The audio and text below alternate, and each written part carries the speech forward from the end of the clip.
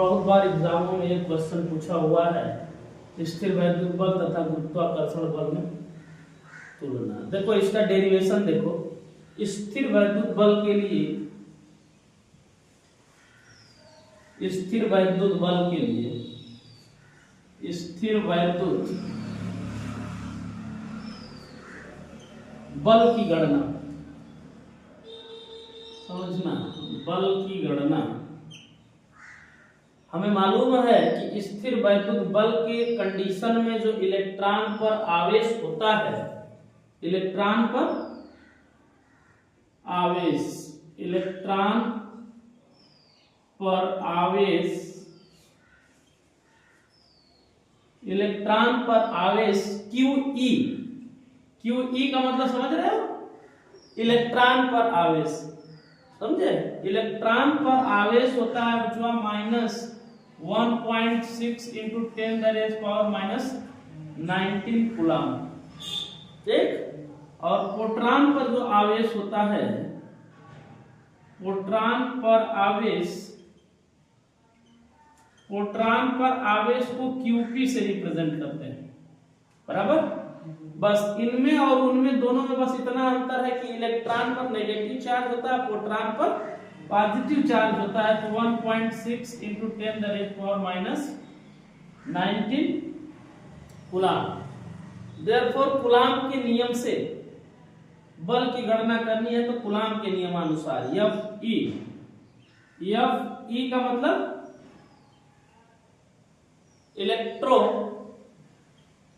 Electrostatic force equal to 1/4πε0 QE into QP upon, Coulomb का नियम क्या कहता है भाई, कूलम का नियम कहता है कि फोर्स F बराबर 1/4πε0 Q1 Q2 अपॉन, ये होता फार्मूला, बताया थे। तो वही हम लोग क्या करेंगे, इस कंडीशन में अप्लाई कर देंगे। हमें मालूम है कि 1/4πε0 का वैल्यू होता है 9 × 10⁻, बोलो भाई होता है कि नहीं होता है। वैल्यू पुट करें तो FE equal to 9 × 10⁻9 into QE minus 1.6 × 10⁻19 into 1.6 × 10⁻19 upon, कोई प्रॉब्लम, बोलो भाई। इसको रिलेशन नंबर फर्स्ट बनाना, कोई प्रॉब्लम हो तो बताओ। हाँ, अब गुरुत्वाकर्षण बल की गणना करेंगे, किसकी, गुरुत्वाकर्षण बल की गणना। गुरुत्वाकर्षण बल के कंडीशन में इलेक्ट्रॉन का द्रव्यमान कितना होता है भाई, क्योंकि गुरुत्वाकर्षण बल में द्रव्यमान की गणना होती है, किसकी, तो इलेक्ट्रॉन पर द्रव्यमान, इलेक्ट्रॉन पर या इलेक्ट्रॉन का द्रव्यमान, इलेक्ट्रॉन का द्रव्यमान ME, इलेक्ट्रॉन का द्रव्यमान कितना होता भाई 9.1 × 10⁻30,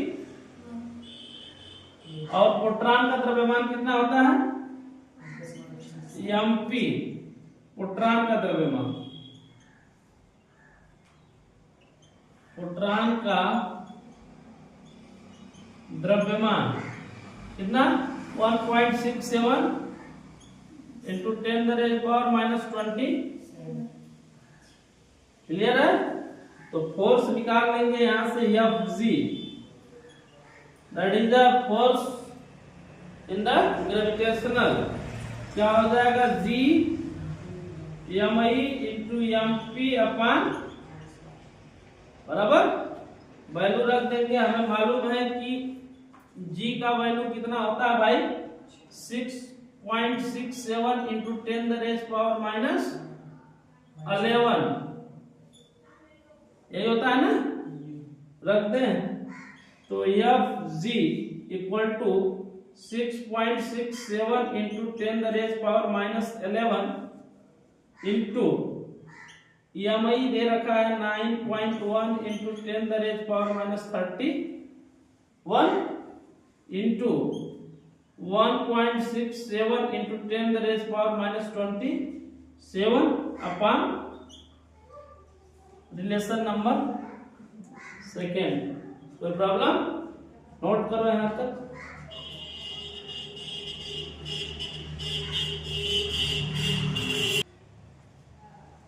क्या करते हैं, ध्यान से देखो इधर। समीकरण 1 में समीकरण 2 का भाग देने पर, समीकरण 1 में समीकरण 2 का भाग देने, बराबर, भाग देंगे तो देखो या आर कैंसल आउट हो जाएगा, हो जाएगा। क्या हमें मिल गया भाई, देखो F E upon F G क्या मिल जाएगा भाई, 9 into 10⁻9 into 1.6 into 10⁻90 into 1.6 into 10⁻90। कोई प्रॉब्लम? बोलो भाई, नहीं ना, बटे यह क्या हो गया 6.67 into 10⁻11 into 9.1 into 10⁻31 into 1.67 into 10⁻20 हो जाएगा। हाँ, और जब इसको आप सॉल्व करोगे पूरा तो आपको आंसर क्या रिसीव होगा, पूरा सॉल्व करने पर, ये आप सॉल्व करोगे जब पूरा, तो F E upon F G ये आ जाएगा आपका 2.27 इंटू 10⁻13, अर्थात F E 2.27 into 10⁻39 F G के क्या होता है, यही प्रूव करना है, यही था। इससे क्या क्लियर हुआ, सॉरी, इससे क्या क्लियर हुआ भाई कि इस प्रकार इलेक्ट्रॉन और प्रोटॉन, क्या भाई, इस प्रकार इलेक्ट्रॉन प्रोटॉन निकाय के लिए उनके बीच लगने वाला स्थिर वैद्युत बल, उनके बीच लगने वाले गुरुत्वाकर्षण बल की तुलना में लगभग 10⁻39 गुना अधिक शक्तिशाली होता है। ये बात कह सकते हैं, सिंपल सा फंडा है। क्या कह सकते हैं भाई, इस प्रकार इलेक्ट्रॉन प्रोटॉन निकाय के लिए इनके बीच लगने वाला स्थिर वैद्युत बल उनके बीच लगने वाले गुरुत्वाकर्षण बल में लगभग, बल की तुलना में लगभग 10⁻39 गुना अधिक शक्तिशाली होता है। क्लियर? नोट करो।